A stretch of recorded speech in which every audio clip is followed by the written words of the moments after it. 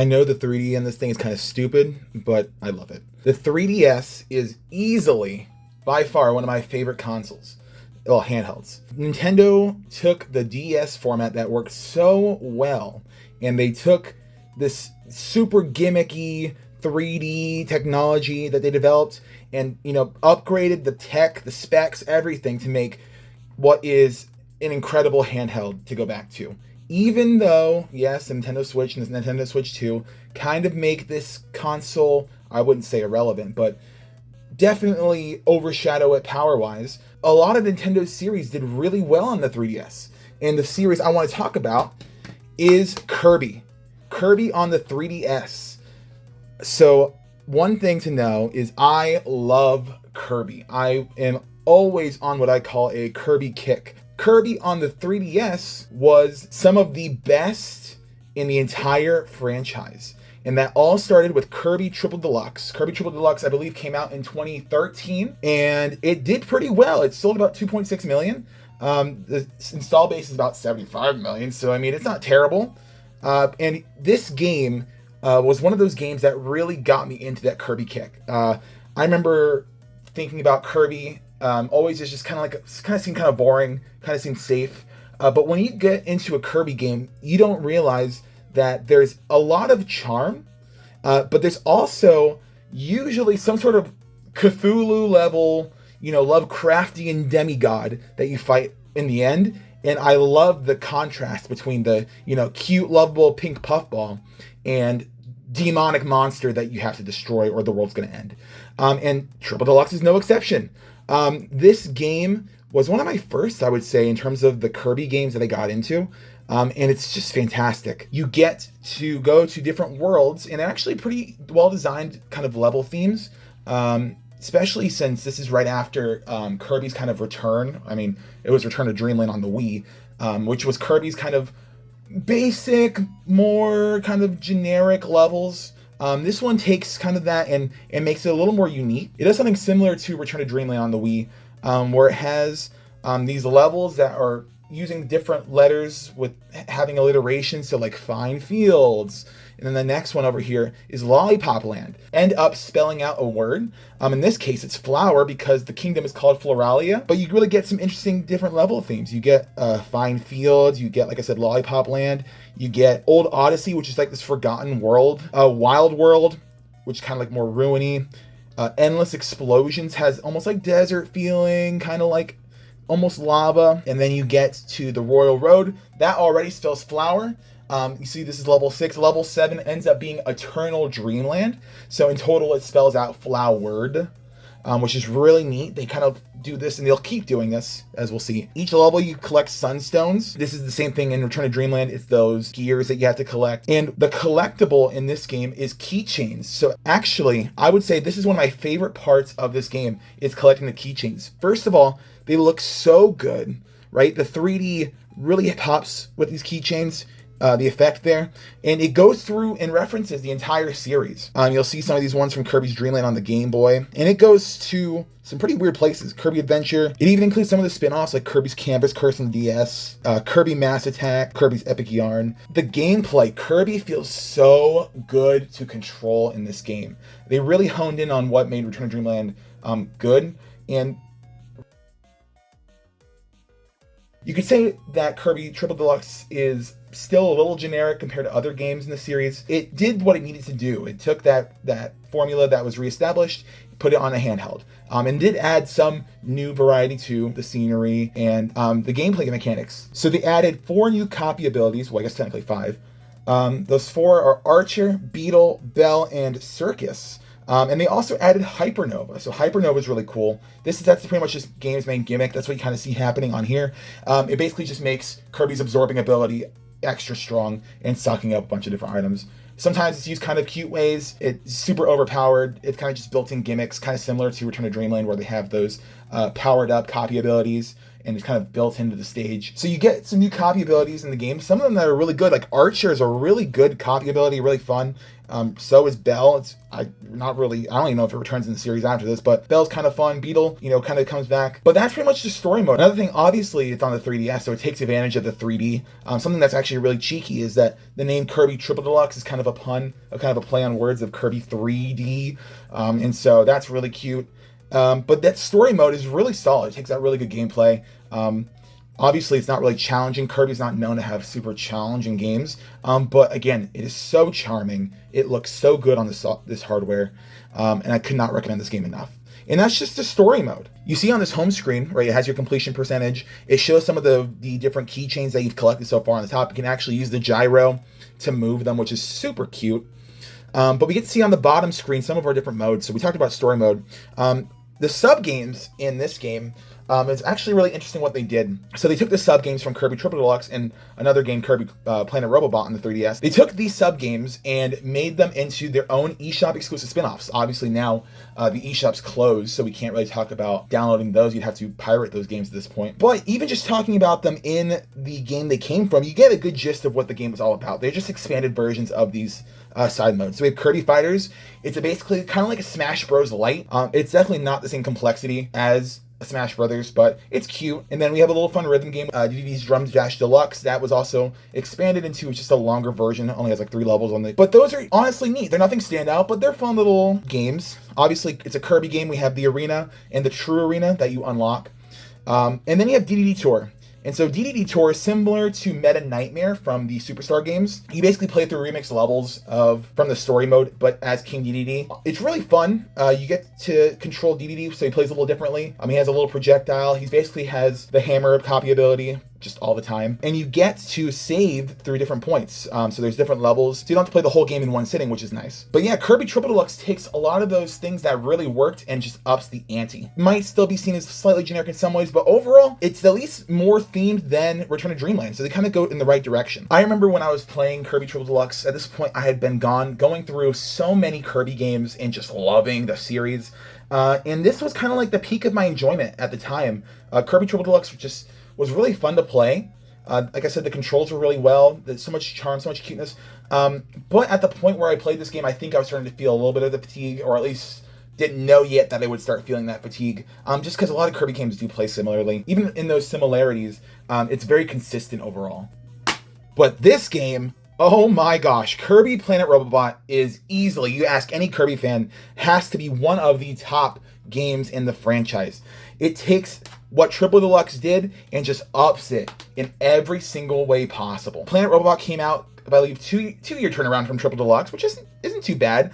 It definitely is built in the same engine as Triple Deluxe. It uses a lot of the same assets, but they tweak a lot of things and add new gimmicks that really make the gameplay different for a Kirby game and make it really interesting. From Kirby Triple Deluxe to Kirby Planet Robobot, the sales went down a little bit. I believe it's like 1.6 million instead of 2.6 million. I remember when I first played Kirby Planet Robobot, that Kirby fatigue was really setting in, which is such a shame because I was starting to lack some of the enjoyment for Kirby games for a little bit. Obviously, that came back around for me. But Planet Robobot should not have been the game that I was feeling burnout with because this game deserves every ounce of praise that it gets. In terms of the theme, they took Kirby in a really interesting direction.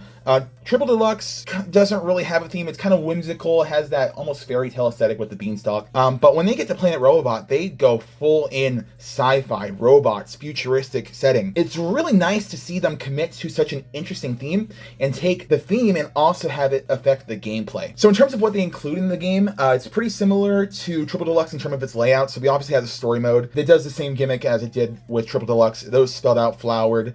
These ones in order spell out program, which is super neat. But the locations that they do, all of it is influenced by tech. They take something as simple as a plains area and make it, more technological, and it's really neat. Instead of these sunstones that you got in Triple Deluxe, you're now collecting code cubes. So it's also really cool that that's on theme. In terms of copy abilities, Planet Robobot added 3. So it added Doctor, ESP, and Poison. Poison's really interesting because it plays pretty similar to Water from Return to Dreamland, but it has those added effects of being poison, so it kind of just affects them differently. But play-wise, it does some similar things to that. Doctor such a weird copy ability to have, but I mean, okay. And ESP, it's kind of cute because it feels like a reference to Earthbound and Ness. So that's a really cool copy ability as well. In terms of the other modes in Kirby Planet Robobot, we see Meta Nightmare Returns. It's basically the equivalent to the DDD Tour mode from Triple Deluxe, and you play through remixes of the story mode stages, but now as Meta Knight. And Meta Knight kind of has a history of this mode from other games like Superstar and Superstar Ultra. And it actually pays homage to those games by using some abilities that you can spend energy you get from killing enemies on. We also have the arena and the true arena. We have the sub games. Similarly to Triple Deluxe, these sub games would go on to become eShop exclusive spin-offs. The first one is Kirby 3D Rumble. This is Kirby's big jump to 3D. Let's go! Look, I can move in 8 directions. It's fine. It's nothing crazy special. It doesn't have copy abilities, so all the levels are just sucking up enemies and blasting other enemies, and that's it. It's cute, it's charming, nothing special. Something that's a little more special though, Team Kirby Clash. So this is like a Kirby RPG. Again, it's still a sub game, so it's not the craziest thing in the world. It's not super huge. You basically take on these different quests fighting bosses as different RPG classes. Those classes are basically just copy abilities. But it's really cool. You actually have a level up system. You'll see the highest XP. And this would go on expanded not just on the 3DS, but there would also be a version on Switch that continued to continue to build off of this kind of concept. Instead of keychains like in Triple Deluxe, we now have stickers. I think the keychains were better. I think they looked a little better, especially using the 3D slider all the way up. I think it was just cool to look at and collect. The stickers, they're cool. You know, it's nice to have them. They're really nice designs still, but they just feel more like PNG art, a little less special. But the cool thing you can do with them is you can actually add them on the sides or on the arms of your Robobot, which is really neat. So you get one on the left and one on the right. Same thing. There's some that are exclusive to different levels, some that you can buy, play coins. It's really weird. I don't remember if Triple Deluxe was like this, but one way to collect these stickers is to play coins. So you have to spend coins that you earn from playing levels to try and get random stickers. What's weird is that it limits you to like 5 a day, I believe. 5 times a day you can do this kind of exchange, which is super dumb. It makes 100%ing this game so annoying. But overall, it's a really nice collectible that we have. The game has, and it's a really good visual way to see your progress. A little bit of customizability, which is nice. But yeah, I really can't gush about this game enough. It took that great foundation that was made and set with Return to Dreamland and Triple Deluxe, especially Triple Deluxe, already being on the 3DS. It made this 2-year turnaround possible for Kirby Planet Robobot. You really wouldn't even think it's based on Triple Deluxe, honestly, because they make so many changes to the types of environments. They really commit to that Robobot theme, that futuristic tech theme, and I think it makes the game better. It's one of the standout, most unique games in the franchise for sure. That gameplay mechanic of the Robobot is just so incredible. Getting to scan for copy abilities and get new types of mechanics in the game, and it just makes it a joy every time to go back and play this game. What are you doing here? Kirby's Extra Epic Yarn. So this was a weird release. This came out in 2019, after 2 years after the Nintendo Switch had released. I think there was already some Kirby playable games on the Switch, like some of those expanded sub games. I feel like at that point, we didn't need more 3DS games, especially a port of a Wii game. It's very strange that this came to the 3DS and not the Switch. At that point, a lot of the Wii U's games were getting ported to the Switch. But they decided, hey, let's port it onto the 3DS. Unfortunately, this game, and many others that came out later in the 3DS's life, is only playable in 2D. So even if you put that slider up for the 3D, it's not going to change anything.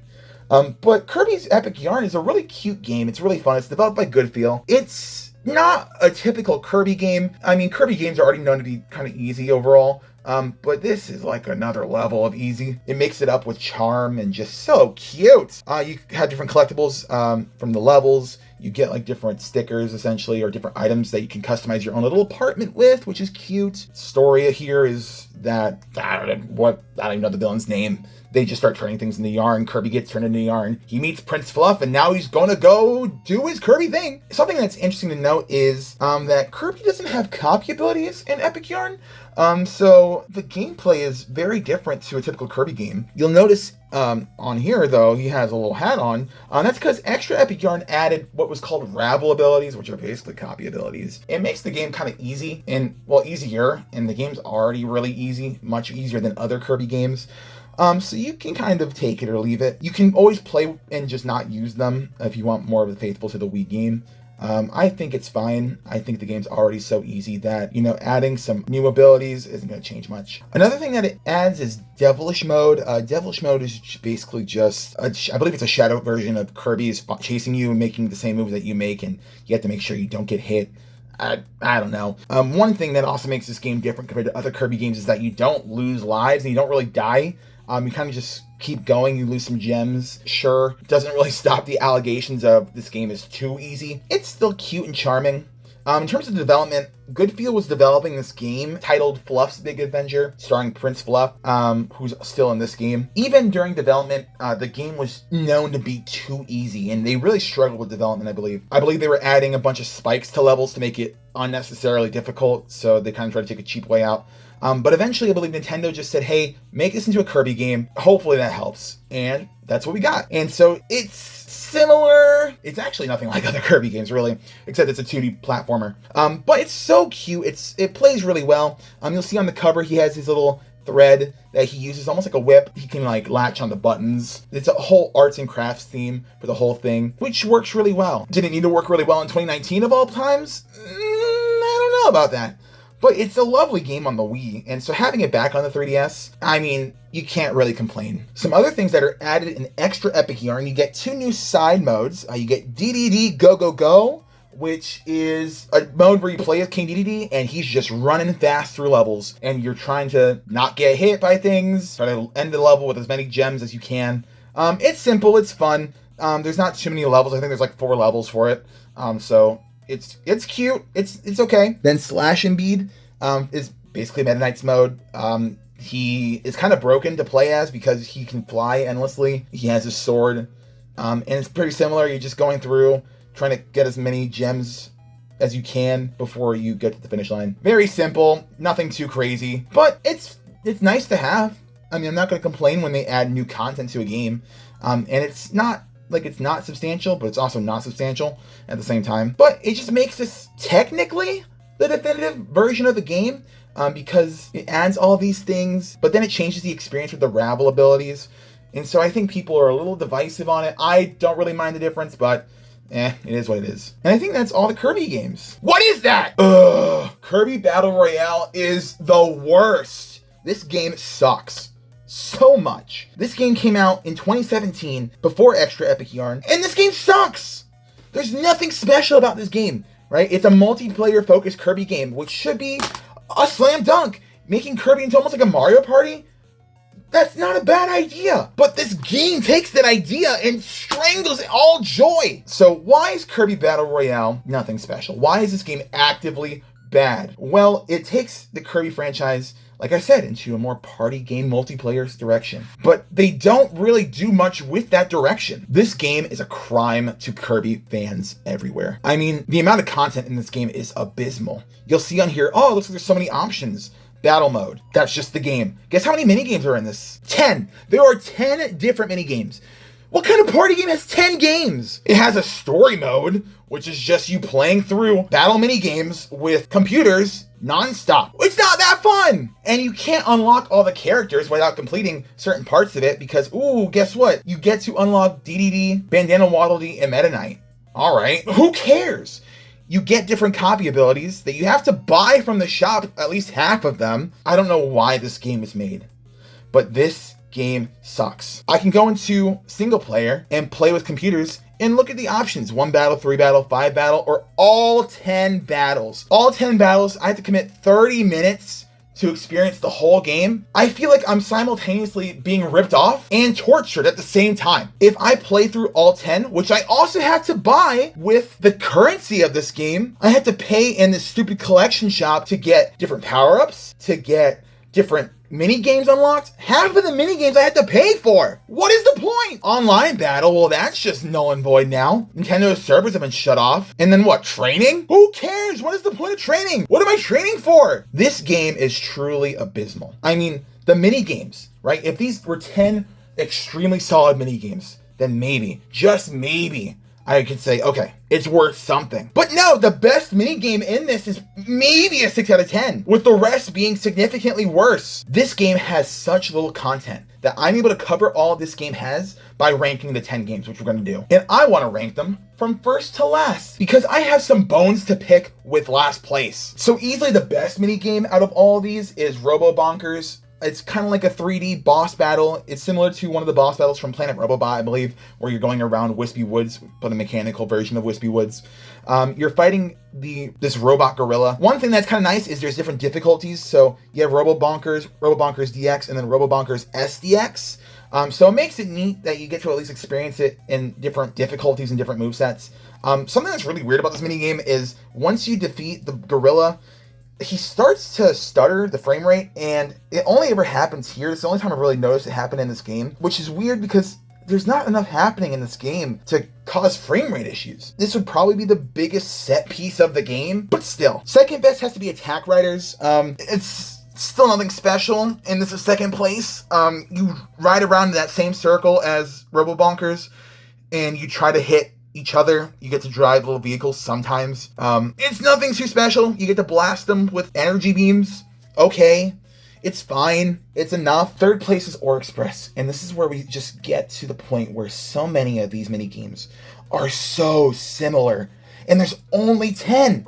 Ore Express is just a simple, you collect ore, you throw it into the train. This is the best one of this type of game, simply because there are different environments that you can do it through, and it's an auto-scroll type of game, and so it's at least a little different than those other ones, but it's nothing special. Fourth place is Apple Scramble. I mean, this is just nice because it's another collectathon, but you have to throw them onto a platform and then open the platform with another switch. It at least changes the gameplay a little bit from that collecting. But man, in the story mode, so many of those first mini games you do was this mini game, and you just get so sick of it. Originally I had this much lower, but I mean, honestly, the gameplay is good enough. And I say good enough very loosely. Fifth is the Battle Arena. This is just so boring. It's just a Coliseum. There's only one map. You just have to kill both of your opponents and have them both down at the same time to win. So you kind of have to manage, killing them both back to back. If you don't kill the second person, they end up respawning in with like half health. It's fine. It's easy. It ends pretty fast. That's why it's at fifth place, because it doesn't make me suffer for so long. Sixth is Coin Clash. It's just another collector. There's different rooms. Who cares? You can get possessed by a ghost. It starts making you lose money. You have to run into the opposing team to give them the ghost, so it starts affecting them instead of you. It's just another collecting game, and it's not that fun. So I guess that makes it good enough to be sixth place. Oh, seventh place is Rocket Rumble. It's just hungry hippos. You collect little orbs that fuel your rocket, and then by the end, there's a little countdown. You have to make sure you jump into your rocket before the timer ends. And it just determines who wins based on how many little orbs you collected. Who cares? It is not fun. There's only one map. It's nothing special. Eighth place is Slam Hockey. This game is not even... It has different arenas. Slam Hockey, you're shooting pucks into your rivals. Basically, you have to hit the puck, it changes into your team's color, and if the other team gets hit by it, you get a point. Whichever team has the most points by the end wins. Ooh! It technically has 3 arenas. First arena is just a blank rectangle. The second arena is Obstacle Arena. The only difference is there's a little flying ribbon that goes across the screen and blocks your vision slightly. It's so stupid. There's nothing good about it. Moving on. Oh my gosh. Number 9. This was originally last place because I hadn't played the actual last place minigame yet. Number 9, Flag Ball. It is dumb. It is so dumb. You pick up the ball, you throw it into the flag. The only thing that kind of redeems it and makes it slightly interesting is that you get to pick up your flag, and so it adds a little bit of difference in the gameplay, slightly. But who wants to play this? It's just so boring. You're throwing a ball at your opponent's flag. First to 7 wins, so it takes a little bit of time. You can slam dunk into the flag. Who cares? Who gives a crap? But oh my gosh. Last place wasn't even close.